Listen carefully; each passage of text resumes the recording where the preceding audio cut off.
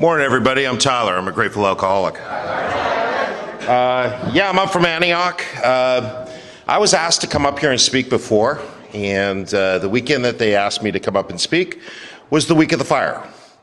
So I'm kind of like, is that a sign? I'm not supposed to be there. So again, for all those that had to go through that and all of you up here, wow, I can't even imagine going through what you've been through. And I think that's what AA does is each one of us, we can't imagine what the other person went through, yet, you know what? You went through it. That's part of the experiences that we've had to go through to get to where we're at. So thank you, Doreen, for asking me to come up. And, when I found out, oh, wow, they really do want me to come up, I thought, okay, that's great. Okay. I noticed the camels. I like to look around in the clubs where I walk into or where I'm at. I noticed the camels. How many people know the camel story? Okay, quite a few people. If you don't know what the camels mean or why the camels are here, ask somebody from the room what the camels mean and they'll go ahead and tell you the story, okay? I'm not going to tell you that because we don't have camels where I go to meetings. What we have is pickles. Okay? So you got a big pickle hanging off the ceiling, a pickle over here, a pickle over there. What is the pickle story? Well, a pickle is a cucumber. And a cucumber is a cucumber until you pickle it. And once it's pickled, it can never go back to being a cucumber again. If you're in this room, you're probably a pickle. Accept it. You'll never be a cucumber again. Just be a pickle. It's okay to be a pickle. We're all pickles. So again, it's looking at things, seeing things differently. For the people that are here for the first time or new to AA and that kind of thing, you may want to leave. And the reason being is I'm here to screw up your drinking for the rest of your life. Once you've heard what I've got to say and you hear some of this stuff, you can never go drink normal again. So I just want to give you that warning. Everybody here will attest to it. Our drinking is messed up. There's no way we can go back and drink normally. You could try. Lots of us have tried, but you just can't do it. So I'm grateful that my drinking has been messed up that way. As you notice, I'm wearing a poppy. So the reason I'm wearing a poppy, and the only ones you really see wearing poppies, are Canadians. So I'm an alien. Just want to let you know. The book says that we felt like we were aliens. I am an alien. I'm a resident alien, but I am an alien. I have a card that says the government knows I'm here and I am a resident alien. So again, I grew up in Canada. What the poppy means is it's basically Veterans Day. And again, November 11th is Veterans Day. So in Canada, what we do is we turn around, we put on a poppy the last weekend of October and we wear it until Veterans Day when we're out and about. I'm also very much a hockey fan, so if you're watching any of the Canadian teams play, you're going to see the coaches wearing their poppies. So if you've always wondered what that is, that's what that is.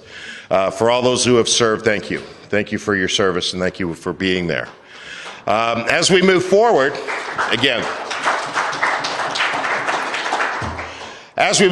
so here I am in Canada. I'm growing up in Canada, and when I grew up in Canada, the bars were closed on Sundays. So controlled drinking was a way to start your life. You had to buy your beer at the beer store. You had to buy your liquor at the liquor store. There wasn't any other place, but there were 2 bars that had after-hour sales where you could go and buy it. I didn't know that there were things like kegs that you could actually buy or that beer came in 24 packs. I always thought it just came as a 12-pack, and that was the biggest you could get. So again, a lot of controlled drinking and a lot of it. Again, a lot of great whiskey up in Canada, so whiskey now smells like vomit to me. I can't explain it any other way. Every time I smell it, it's like, yes, no thanks. That whiskey does not tempt me in any way, okay? I thought vomiting was a way of life. I thought that was normal. You do that daily. Again, I was a daily drinker, so, since I've sobered up, I have actually vomited 5 times, and that's because I had the flu. And I remember each time vividly. Where before life, it just was a way of life. I never remembered it. I just thought that's what everybody does. As I went through Canada, growing up, I was the alcoholic of the high school. It was difficult. Then what happened was my parents moved to the States, to New York.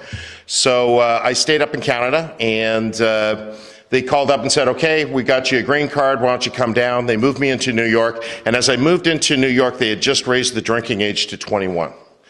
Well, if you're between 18 and 21, you're grandfathered in, and you can go to the bars and drink. I was 19, I thought, this is great. So now I'm walking into a little bar called Diamond Lil's on Massapequa Park, Long Island. And I come walking in there, and when I come in, they stand up and sing, "Oh, Canada." Why? Because that's my name. Hey, Canada, how you doing, Canada? And I just thought it was kind of like Cheers, before Cheers existed, you know? And so I thought that was great. It was a biker bar. Loved it, great. Now, again, the guys protected me. Now, I don't need to be protected. I'm a big guy.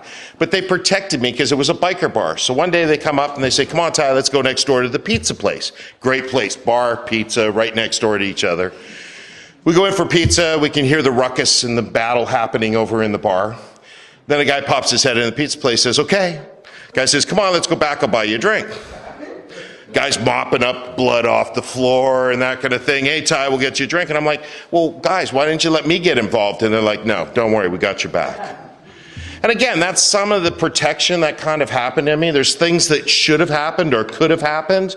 And when I look back at it, I don't know why. But then again, there's stuff that did happen. And I look at it and go, wow, okay, got through that. We're all survivors. Everyone in this room here is a survivor to one degree or another.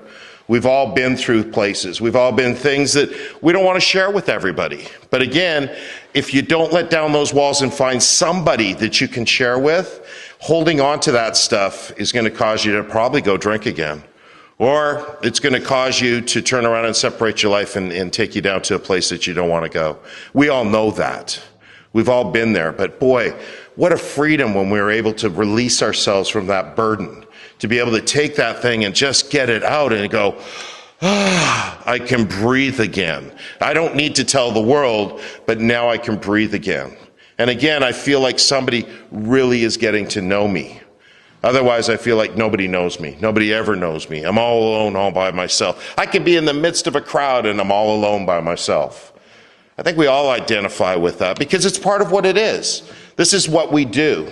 So again, this is New York, and again, my drinking career expounded in New York. It was fantastic. New York is a great place to drink. It really is. It's available 24/7. The bars open up early if you're going into Manhattan. I mean, just great place to drink. Great place to find your bottom. But I didn't find my bottom in New York. I moved from New York to upstate New York, and then I moved down to Houston, Texas. And I was in Houston, Texas for 7 years, and I got married. And after I got married, she had 4 stepdaughters, 3 different marriages in there. And so it was a good experience, but it was a challenging experience too. And they were all teenagers. And so, you know, having no kids and dealing with teenage women, wow. Boy, if you're not a drinker, you're going to drink over that, folks, I'll tell you. You know, they were good kids, but still, 3 different daddies. You know, they had a pretty tough life, and they were going through their own stuff. So I went through that, and that ended up in a divorce, and it brought me to my sanity. And the only thing that kept me alive before I got to the rooms of AA was climbing into a bottle of alcohol. I'm grateful for alcohol. I'm grateful for every single drink, because if it hadn't been for that alcohol, I don't know that I'd be standing in front of you today. The insanity within my brain was so bad that I couldn't exist. And so for me, alcohol was actually a savior, kept me alive long enough, semi-comatose, until I got here. Until I could finally get to that place where I could find, okay, a purpose for living. So I want to start with my last major drunk.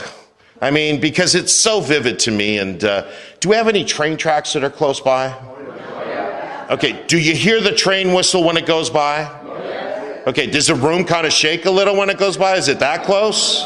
No, but you still hear the whistle going by. Well, I just happened to be speaking in Oakley 2 weeks ago on a Friday night. And as I'm sitting there, I kind of prepping myself to go ahead and what am I going to talk about?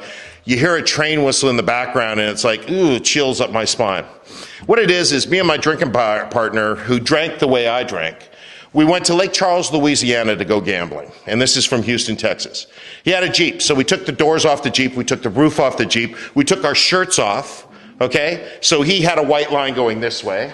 I had a white line going that way from the seatbelts.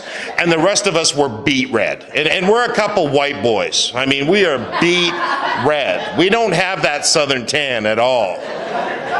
So by the time we arrive there, we are fried, and we've been drinking all the way there. So we get a room because we need a place to stay. We go gambling. He wins, I lose. Why? Because I never win at gambling. That's the way my life was. I never win at gambling. And so what happened is we get back, we go to a bar to close out a bar, because that's what you do. He's buying the drinks. I'm about to go into a blackout. Can anybody visualize, or do you remember when you were about to go into that blackout? I mean, I blacked out many times, but you're about to go into it, and it's like, I need to get in a safe place because I don't know where I'm going to be at the end of this. And so you're in that place where you just know you're on that verge. It's happening. You know it's coming. And so I went and got in the Jeep, put on the seatbelt, and proceeded to pass out. All of a sudden, I felt the Jeep start up, started going down the road. Next thing I know, he takes a left. I can feel the left, and the road gets real bumpy. And here we are going down the railroad tracks. And I'm looking at him like, what are you doing? And we're bouncing off of the tracks, and I'm like, dude, so now I'm trying to get the seatbelt off, and I look up, and there's 3 big headlights. Now, I don't know. You got to get close to that train when you see the big headlights. And I tell you what, they get bigger as they get closer. So we're head on with the train. We're going directly at it. And the engineer's pulling the whistle. I mean, it's just honk, honk. And it's not that he's crossing over roads. It's like, get the hell out of my way, because he can't move. I mean, we're trying to get off. And I'm looking at, what are you doing? And so I couldn't get the seatbelt off. And finally, he pulls it, and we bounce off of the track as the train passes by. And I look up, and the engineer's hanging out of the window, and he's whiter than we were. I mean, he's white as a ghost. And he's just like, because again, he didn't plan on doing chicken with the Jeep that night. I didn't plan on going chicken with the train either. And I wasn't driving. So we got up to a road, which wasn't too far away. We got out and looked, and we had burst 3 tires. We didn't make 3 flats. We burst 3 tires. You could put your fist in the hole, okay? That's how big it was. Here comes a cop. Run, hide. So we hid behind some twigs.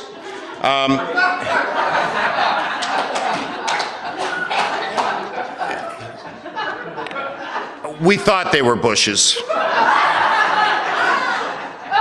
When you're shining the lights through and you're hiding behind these little things like this. So the guy kind of looked at me, and he's going, run. I'm like, where? I got no money. I'm sunburned. We're in Lake Charles, Louisiana. I'm drunk. I can't run. Where? So he goes out to talk to the cop, and then the cop calls me out, and I stagger out. We're both hanging onto the Jeep. Cop asked me, can you drive? I'm like, no.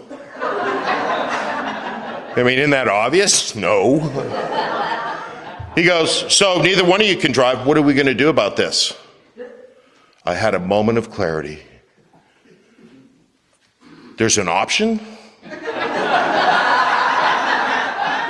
All of a sudden, something came to my head, and it said, I guarantee you won't see us or this Jeep ever again in Lake Charles, Louisiana by sunrise. This is Sunday morning, 3 a.m., 4 a.m. in the morning. The cop looks at all 3 tires, looks at us,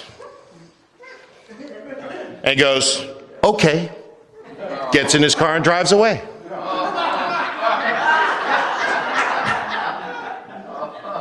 God doing for me what I couldn't do for myself.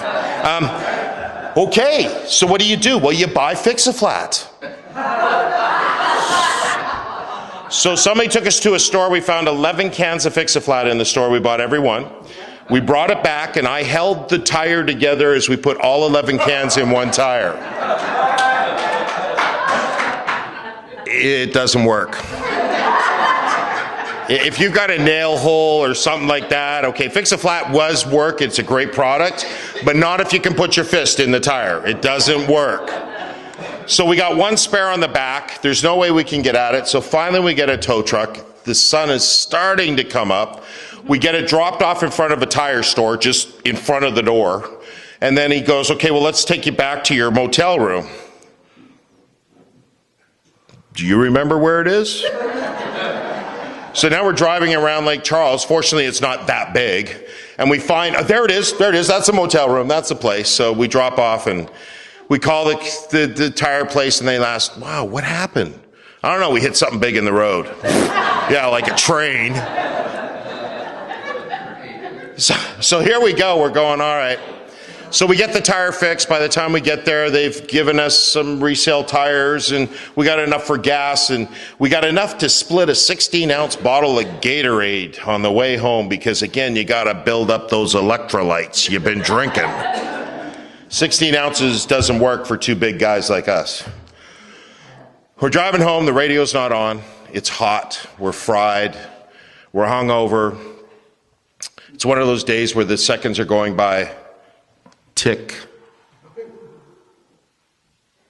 tick, tick. Have you ever had one of those hangovers? Wait for it. Tick. How long has it been? Oh, 10 seconds. I mean, you know, you're just like, oh, life sucks. So I looked at him and I said, man, has this kind of thing ever happened to you before? He goes, oh yeah, 2 or 3 times. What? My prayer at that time was, God, I can't stop drinking. I'm a drunk. I'm not an alcoholic. I'm a drunk. But if there's a way to quit drinking, and I have no clue of what it was, never heard of AA, I'm willing to give it a try. Otherwise, I'm going to keep drinking the rest of my life. I don't even know why you're keeping me alive. It was a bit of time, as that happened in October, November. It was January 9th, 1996 is when I walked into my first AA meeting. And since that time, I haven't found it necessary to pick up that first drink. They told me I never have to pick up that first drink, and not that I'm special or anything else. I was beat down enough by the time I got here, and with that prayer, I was like, you know what? I want to give this a chance because there's no hope for a guy like me. And so as a drunk, I drank a lot. As an alcoholic, I haven't had one drink. So I kind of upgrade. For me, alcoholism is kind of like an upgrade. It's like, okay, I don't drink anymore. That's the first time I walked into my first AA meeting. And it wasn't easy. They turned around and gave me a 24-hour chip and said, hey, you know, if you don't want to drink, put it in your mouth. When it melts, you can have your first drink. Mine has teeth marks in it. I tried to chew it in half. Didn't work. Got to the 30 days and they gave me that red chip and they said, you know why it's red? Because it's like 30 days and 1,000 nights. Oh my God, I can identify with that. The insanity that went along with it. But again, I made it through. Then they told me, because I was very pessimistic, I was very angry and very bitter, and you didn't really want to talk to me. Because I just, you know, I'd put you down. Give me one positive and I'll give you 1,000 negatives and you'll walk away feeling miserable if you came around me. I mean, that was me. I wasn't grateful. They said, you know, you could take on an attitude of gratitude. What the hell is that? I don't know what that is. And they said, look for the next right thing. What a concept. Have you ever thought of that? I mean, I've looked for the next wrong thing and it's happened all of my life. Look for the next right thing? You mean there's right things out there? So I decided, okay, I'll give it a try. I drove for a living. I filled up vending machines. I was a candy man. So I filled up vending machines. And so that day, every time I drove that day, when I drove that route, I always ran up to this one light and it was always red. No matter what, it was always red. For 5 years, that light has been red in my mind. I drove up that day and the light was green and I drove through the intersection. Oh my God. I started paying attention and you know what? I only had to stop at stop signs. Every light was green for me. Now, do you remember the car commercial that was out too long ago? This is Bob's lane. This is Bob's drive. And wherever he drove, it was like all the cars parted out of the way, and he just had that perfect driving. There was never any traffic. It was a commercial that was on TV. I'm like, I've had that experience. I know what that's like. I had one of those green light days. Everything was green. man, I rode that high. I mean, it's like you get that first exuberance in AA and you got to tell everybody, you know? So I lived that for a good week. And then the following week I decided, you know what? I think I'm going to go back to my old way and look for the next wrong thing. Within half an hour, I'm ready to go homicidal or suicidal. I mean, it's just, the day tanked on me. And so I had a vivid choice at that time. Do I choose gratitude or do I choose to live in my pessimism? And you know what? Gratitude's not going to work for somebody like me, but I'm going to say in every single meeting I walk into, I'm Tyler, I'm a grateful alcoholic. Has nothing to do with the experiences that I'm going through. Has nothing to do with what's happening in my life. I am a grateful alcoholic. It's a statement. It's a statement of where I'm at. And I'm grateful that this is a gratitude speaker meeting on Sunday morning. Why? Because that's been my experience through this whole process.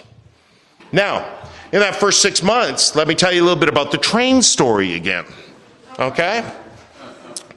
They say that if you pick up that first drink, it's going to kill you like going head on with an engine. It's not the locomotive that kills you. It's the engine. By the time the locomotive's got done with you, it's just kind of chewed you all up, okay? And when you take that first drink, you're not driving. You were there? I mean, you guys saw that experience? I mean, me going head on with the train? Because again, alcohol was in the vessel in my buddy. And I wasn't in control of the Jeep. I had no control of going head on with that train. I was going to hit that engine no matter what, and I couldn't even get the seatbelt off. You know, that whole experience was God doing for me before I ever got here. And when they told me of that experience, it just blew me away. It's like, how do you people know?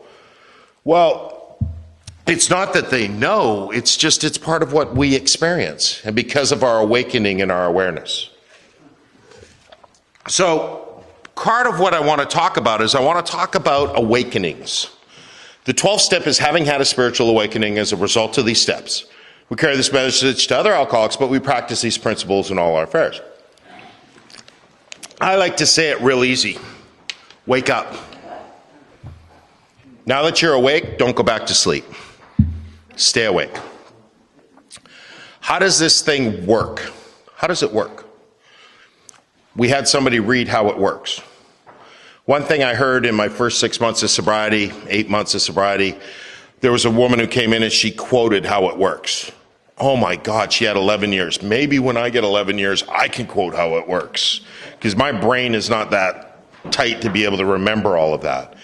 But I drove for a living, so I had a lot of windshield time to work with it and that. Surprisingly, within a few weeks, I was able to get it down and memorize it. Then I found, for me, I needed something to meditate on. I needed something to open my mind to. And so I started meditating on how it works. As that went on, I began to have experiences with how it works to where, wow, that's why it says that. This is what that experience is. And it became real to me. Now, how it works has become a way of life. So, we read it at every single meeting. Probably some of you in the room can turn around and quote it verbatim. Probably even others of you can turn around and you can't quote it, but again, you've heard it so many times, you can kind of go along with it. I want everybody to just stop, put all that aside, close down your mind a little bit, and feel like you're getting up and having a conversation with somebody who's never been around alcoholics, doesn't know what an alcoholic is, and says, I see you're in this thing, how does this thing work? You know, it becomes a conversation. How it works? Well, you know, rarely have we seen a person fail who has thoroughly followed our path. You know, those who do not recover are people who cannot, will not, completely give themselves to the simple program. Usually men and women are constitutionally, incapable of being honest with themselves. There are such unfortunates. They're not at fault. They seem to have been born that way. They're naturally incapable of grasping or developing a manner of living which demands rigorous honesty. Their chances are less than average.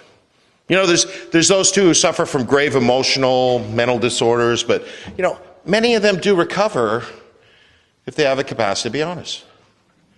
Our stories disclose in a general way what we used to be like, what happened and what we're like now. Now, if you've decided you want what we have and you're willing to go any length to get it, then you're ready to take certain steps. Some of these, we balked, thought we could find an easier, softer way. We could not. With all the earnestness at our command, we beg of you, be fearless and thorough from the very start. Now, some of us tried to hold on to our old ideas, and the result was nil until we let go absolutely. Remember, we deal with alcohol. It's cunning, baffling, and powerful. Without help, it's too much for us. But there is one who has all power. That one's God. May you find him now. Now, half measures availed us nothing. We stood at a turning point and we asked his protection and care with complete abandon. Now, here's the steps we took, which are suggested as a program of recovery. One, we admitted we are powerless over alcohol, and that our lives became unmanageable. And two, we came to believe that a power greater than us can restore us to sanity. Three, we made a decision to turn our will and lives over to the care of God. But how? As we understood him. 4, we made a searching and fearless moral inventory, not immoral, moral inventory of our wrongs. Made a searching and fearless moral inventory of our wrongs. 5, we admitted to God, to ourselves, and to another human being the exact nature of our wrongs. 6, we were entirely ready to have God remove all these defects of character. 7, we humbly asked him to remove our shortcomings. Now in 8, we had made a list of all these people we had harmed, and we became willing to make amends to them all. 9, we made direct amends whenever possible, except when to do so would injure them or others. 10, we continued to take this inventory, and when we were wrong, well, we promptly admitted it. 11, we sought through prayer and meditation to improve this conscious contact with God as we understood him, but we're praying only for the knowledge of his will for us and his power to carry it out. 12, having had a spiritual awakening as a result of these steps, well, we tried to carry this message to other alcoholics and practice these principles in all our affairs. Now, many of us exclaim, what an order, I can't go through with it. Don't be discouraged. No one among us has been able to maintain anything like perfect adherence to these principles. We're not saints. The point is we're willing to grow along spiritual lines. The principles that we've set down, they're guides to progress. We claim spiritual progress rather than spiritual perfection. Now, our description of the alcoholic, the chapter to the agnostics, and our personal adventures before and after, they make 3 pertinent ideas. A, we're alcoholic. It doesn't work for us. 2, no human power is going to relieve us from our alcoholism. C, God could and would if he were sought. At this point, we're at step 3, making a decision to turn our life of care over to God as we understood him. That's how it works. We read it at every single meeting. The thing is, for me, when I read it now, it's my way of life. It's just not paper, it's black print on a white piece of paper. It's not just words that I can turn around and quote to you and go through it. It's my experience. And I've had somebody sit down who doesn't know anything of the 12-step program come up and say, hey, I hear you go to AA. How's that thing work? And I did that, and they're like, wow, it works like that? I mean, they have no idea. I'm turning around reading how it works to them. Now, I could sit down and say, hang on a minute, I got the book. Let's go to chapter 5. I could do that. Or I can say, this is how it works for me. Every one of those points comes up with an experience. Now, in around here, I don't know, have we got any gold collectors that kind of have that gold thing and like to go out looking for gold? I mean, gold's out there. It's just laying around. I mean, you got to kind of dig for it and look around, but if you're paying attention, my God is so big, he not only owns all the gold in the world, he created it. If I need a chunk, he can have me find it. There's a story here in California of 2 kids who were walking down a dry riverbed and they found this gold shiny log. I mean, a huge rock. And they brought it back and they say it's one of the largest nuggets that have ever been found. Just walking down a creek bed. Oh my God. So it says we claim spiritual progress, not perfection. If you stake a claim, gold mining or gold hunting, everything in that claim is yours. All the gold in it's yours. You can still be unwealthy. You can still be absolutely miserable. You can still be poor as dirt. But you know what? You're absolutely wealthy, because if you start digging for it, you get to have the riches that are in the ground. But it takes work. It takes time. I like watching the guys up in Alaska and the Yukon and that kind of thing. How much do they find in a ton of dirt? Oh my God. I mean, they got to go through tons and tons and tons to come up with ounces and grams. Well, sometimes going through this process is the same way. You got to deal with tons of stuff within your life to be able to find that nugget of spirituality, that nugget that's going to transform your life or transform somebody else's. And the thing is, once you claim that nugget, what do you do with it? Do you just go spend it and throw it away? No. If you look at every one of those guys, they have a necklace with a piece of gold on it. I mean, to them, it's got some meaning to it because it took the work to get it. So by claiming spiritual progress, I'm not just going to throw away my spiritual progress. I want to hold on to it. I want to hang on to what this program's giving me, because you know what? I want everybody to take I'm going to take you down another path. Can everybody remember their last drunk? I mean, can you all in the room kind of go back to your last drunk? Now, if you were to drink today or tomorrow, what would your life look like? Can you kind of see it? Can you take your mind there where you kind of see your life starting to spiral, starting to go? Not exactly, but I mean, you kind of know where that's going. Some of us have had that experience. I, who haven't had a drink since my first one, I'll tell you, I know what life's going to look like if I pick up that drink today or tomorrow, and how it's going to take time. I can handle it, manage it, I can do all this stuff, but before too long, I'm going to get to that point that's just going to absolutely ravage my life. Now, can you tell me what tomorrow's going to look like if you don't drink? I've tried to, and you know what? It's never worked out like my expectations. Never has. I'd rather suit up and show up to tomorrow, having it wide open to say, okay, let's see what today's going to experience, than to turn around and say, okay, I want to go back and have the old ways and do that Groundhog Day over and over and over and over again. I don't have Groundhog Days anymore. I've been given some new freedoms within that. It's challenging, it's tough, but I'd rather show up to that. That's the awakening that I have. They call right now the present. In other words, it's a gift. It's a present.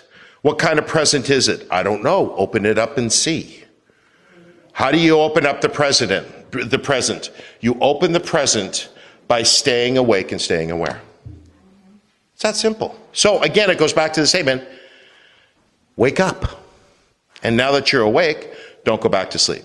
Now, I'm not talking we talk about it as a spiritual awakening. I'm talking about it as a life awakening. You know, I drove up here, and even today, as I was driving over here, there were songs on the radio that have meaning to me. They don't have meaning to you. Maybe they do, but I don't know. They have meaning to me. And as I'm driving over here, I'm hearing that song, and where does that song take me? Back to where it has the meaning. And I go back there and I go, and I'm there immediately within it. Now, my life is not all a bad dream. When I got here, my life was a bad dream. There wasn't a lot of good days. There was a lot of bad days, it seemed. Or at least that's how I remembered them. As time has healed, as time's gone on, I have a lot more better days than I do bad days. Now, does that mean sobriety is going to be all good and that you're all going to be having roses and just everything's going to be amazing from here on? And it sounds like I've got that type of life. 2010, met a woman in the program, been around doing a lot of work on me for a lot of years, and finally she came into my life and it was just like, wow, okay, this is amazing. And she picked me. Not that I picked her, she picked me. And I said, you got it. You win. I'm not running. I'm not going anywhere. You got it. And I was renting a room. I didn't have anything. I didn't even have an apartment. I was renting a room. in a house. Well, it's not like you can move them in to your room. Not at this age, okay? It doesn't work that way. So I'm thinking, oh man, how am I going to provide for this? What am I going to do? So, well, I got to buy a house. Well, I've never bought a house. I don't have a job. I don't have that type of money to turn around and buy a house. And the government at the time was saying, well, listen, if you're a first-time home buyer, we'll pay you to buy a house. No way. Really? And they're like, yeah. So I looked around and I had a realtor call me up and say, guess what? We were looking around and we found your house. I'm like, really? How much? She said, offer this. I said, okay, do it. 15 minutes later, she called me back and said, you got the house. I'm like, great, what do I do? She says, come to the office and sign papers. I'm like, okay. 3 days later, we went to look at the house. I hadn't even seen the house.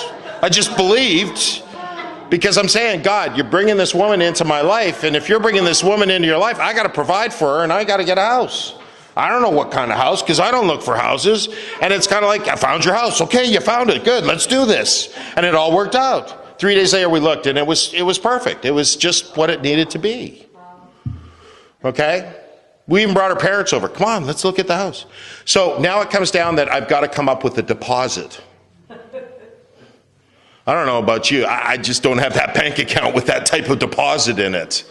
So my parents, who live in Africa, and they're over there doing things in Africa, they've got the kind of money that we'll help you out, but you can't jive the bank accounts to do that. So it's like, it looks like it's not going to happen. So I'm like, okay, God, what, if this is what you're doing, you're providing this house and everything else, then you're going to have to help me out with this. A guy at work says, hey, you know that 401k you've been putting money into? And I'm like, yeah. He goes, I borrowed money from it, my own money, to put into a house, and I pay myself back. I don't even pay back the bank. I'm like, no way. Really? He goes, yeah. I'm like, okay. So I call him up and say, hey, my buddy, he said this, and I've been paying in this thing, trying to build up my future because I've messed it up so bad. What did he say? The number they gave me back was the exact number for the down payment. And paying myself back was like $38 a week. Okay. So I quit doing certain things. I mean, let's do this. So we got the house.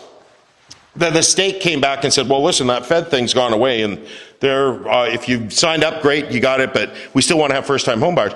We'll give you back your state taxes for 3 years. The feds paid me, the state paid me. I was able to borrow my own money and pay myself back interest, all because I said, okay, God, I give up. You got to help me do this because I don't know how and I don't know what to do. Sometimes some of the biggest gifts happen when you finally get to the end of your rope and you go, that's it. I don't see any way that this is going to happen in my life. I just don't see it. It's not there. There's nothing in there that says, okay, this is how it's going to, unless I win the lottery. And actually, by coming into AA, I've kind of won the lottery. I have a life beyond my hopes and dreams. I never dreamed of this. I can tank in the lottery. It can totally devastate my life, or I can learn to manage it well and turn around and have this amazing life that comes from it. And the long-timers in this room, that's what they've done. They've managed their lives and they have amazing lives. So again, we got married that summer. Our group goes to Ice House Reservoir for a campout every year. She goes, I want to do the honeymoon at Ice House Campout. I'm like, you want to do our honeymoon at an AA campout, which starts with 15 people and gets to 60 by the end of the week? Are you sure? She goes, yes. I'm like, I don't want you coming back years from now going, what kind of honeymoon was that? I mean, we're in a tent, it's like, really? She goes, yes. I said, that's why I'm marrying you. I've been doing this camp out for 10 years. Oh, yeah. But I just want to make sure this is your choice, not mine. So we had 60 people at our honeymoon for the week, by the end of the week, participating with us. No, not that way. Come on. Forget I'm speaking in an AA meeting. Celebrating with us. Is that a little better? We use the right term. So we're at it, and that was our honeymoon. That was our first anniversary. That was our second anniversary. That was our third anniversary. 2013 was a tough year for me. That year started off with a bunch of deaths happening. Uncle passed away, cousin passed away. Business partner passed away. I held his hand as he took his last breath, watched his body shut down. People in AA passed away, a bunch of them. He'd gotten up to about 25 people. December 1st, I woke up in the morning and my wife had died in her sleep.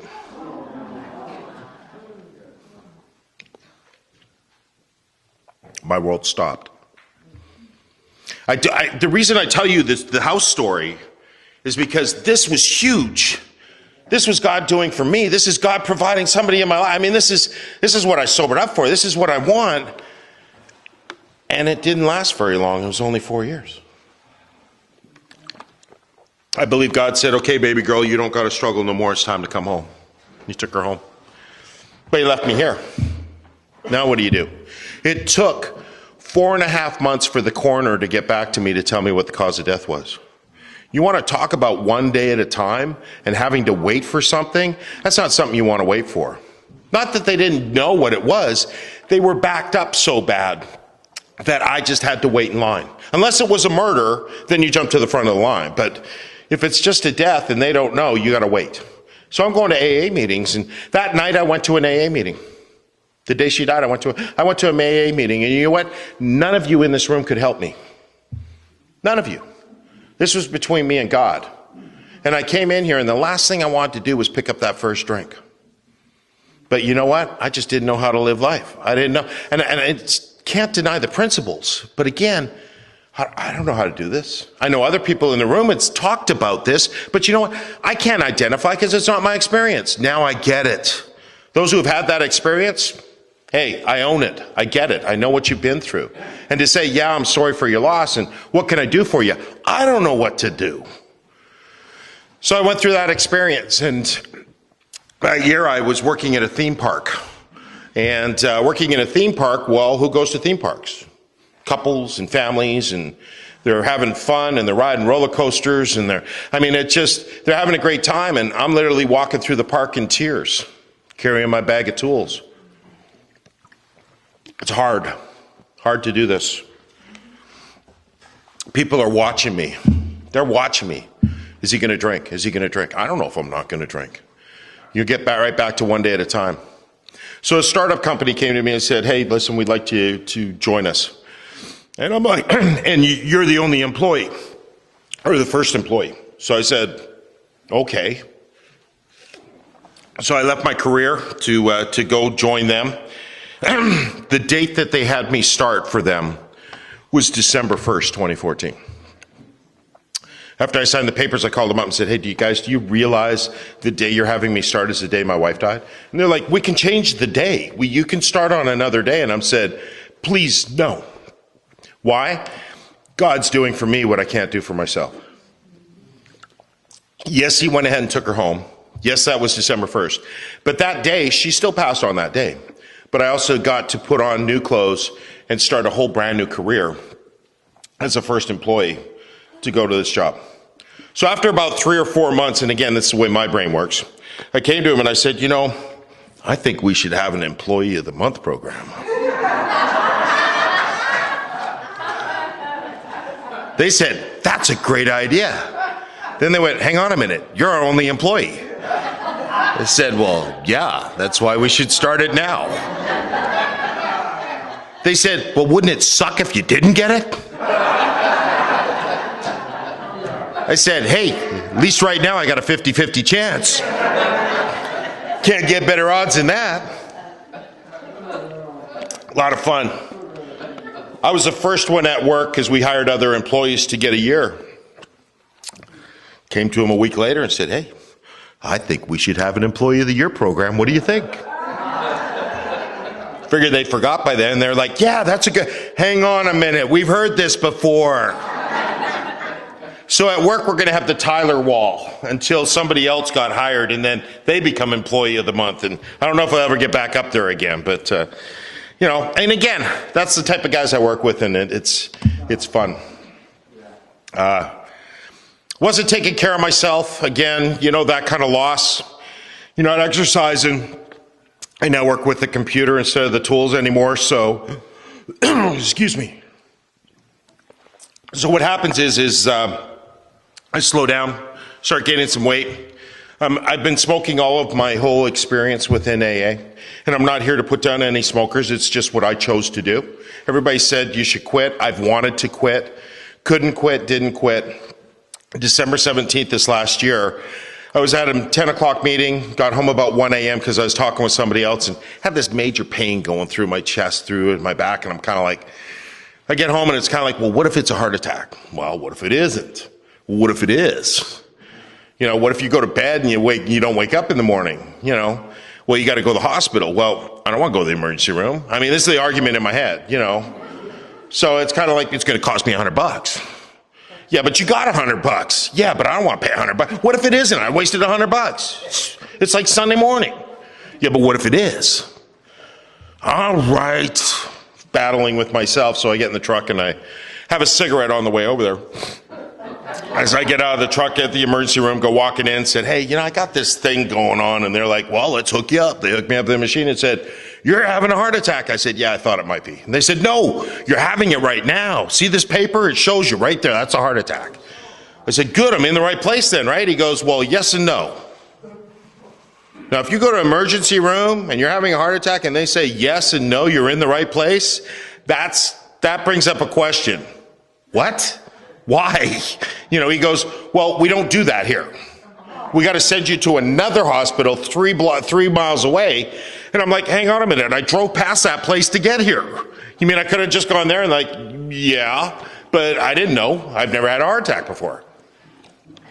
So it took them time to find some aspirin, like 25 minutes. They finally got aspirin. Load me up in an ambulance, which I'd never been in, took me over there. On the way over there, I'm like, can we turn on the siren? They're like, dude, it's 3 o'clock on Sunday morning. There's nobody on the road. No. Okay. And I'm like, oh, okay. I mean, I just want to have the full experience. So, again, I'm conscious and I'm aware and I hurt like hell, but you know, it's like, so as they roll me in and they bring me in, there's 8 people standing in the emergency room. So I come in the emergency room and I again thinking, you know, who knows if I could get out of this. But I'm still aware, so I said, good morning, everybody. My name's Tyler. I'll be your patient this morning, and we're working on a heart attack. Figure if you're going to leave an impression, leave an impression. Who knows if you're going to make it through, you know? And they're laughing like you are, except the doctor. He's like, kind of like, are you serious? He's like, you do realize you're having a heart attack. I said, well, yeah, I'm in the right place, right? He goes, well, yes. I said, why else would I come to the emergency room at 3 o'clock in the morning on a Sunday morning? I mean, just to have a good time, you know? So I said, do what you got to do. So they went through and checked it out, and it was 100% block on one vein, and they were able to clean it out, put in a stent. And once the blood flow came back, was like, oh, this is blood flow. This is amazing. So my parents, who were missionaries, live with me. They had just driven down to L.A., and they were down in L.A., and so they called me up that night before and said, hey, by the way, we got down to L.A., no problems. Next morning, I'm calling them up from my hospital room going, yeah, I'm in ICU, had a heart attack. They're like, what? Do we need to come? And I'm like, well, no. They're like, you couldn't have done this last week when we were still here? AA will not only have an effect on you, it'll have an effect on your family, okay? They get me. That's where I come from. So we went through that, and they put me on a patch and said, you know, you can quit smoking. Well, I decided, you know what, now's my chance, and a hard enough's a big enough wake-up call. So I'm going to try and just not pick up that first cigarette. And I gave myself a chance. So far, I'm not quite at a year, but I haven't found it necessary to pick up that first one. And you know what? It's taken me back to being a newcomer like I was in sobriety. I go through that understanding of the newcomer. I just want to drink. No, I don't. I want to drink. No, I don't. I want to drink. That insanity in your mind. I want to smoke. No, I don't. I want to smoke. No, I don't. So I just haven't picked up that first cigarette. It gets a little easier with time, but again, it's that struggle. I didn't do my sobriety perfectly. I made a lot of mistakes. I didn't make the right choices. I want to tell you about the exciting times, but I also want to tell you about some of my failures. Why? Because it's not that I do it perfectly, but I claim spiritual growth. The one thing I haven't done is gone to sleep. I've stayed awake no matter what happens in my life, no matter what life throws at me. I'm grateful. I love this program. Again, I've got 22 years coming up on 23, and I'm a newcomer to long-term sobriety. I'm not a newcomer to the program. I'm a newcomer to long-term sobriety. Because after you get 2 decades, guess what? It's a whole new ball game, folks. And I wondered what life would look like at 2 decades. Well, this is it. And it's amazing. And it gets better. I'm more excited about AA today than I was when I first got here. We're at that time. Thank you for asking me to come out here. Thank you for letting me be a part